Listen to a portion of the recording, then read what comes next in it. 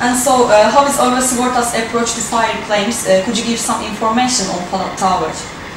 Of course. First thing to say about Polat Tower, it's incredibly unfortunate. Now, we've insured the Polat Group for something like 20 years, and it was a sad day for everybody involved when we found out about the fire claim. In terms of what happened, we've now had the independent investigator's report. He's confirmed the fire started in one of the outside air conditioning units. It then spread through the facade of the building, thankfully kept within the facade and didn't spread too widely across the building. But the great news was smart control systems helped enormously, A, to protect the people in the building.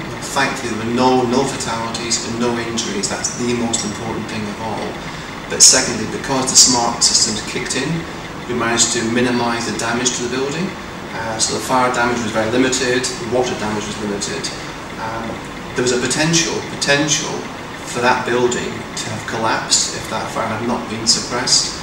It was reinforced concrete, so thankfully probably a limited chance of that. If that had been a steel structure without smart control systems, there would be a real possibility the whole structure could have collapsed, and that would have been really tragic for everybody involved.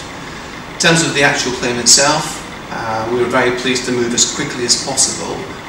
In less than 2 weeks from that fire damage, we were able to make an interim payment to the Polat Group of $1 million US. That was paid across to the Polat Group to allow them to start the work on remediation to the building, to allow them to get back into that building as quickly as possible.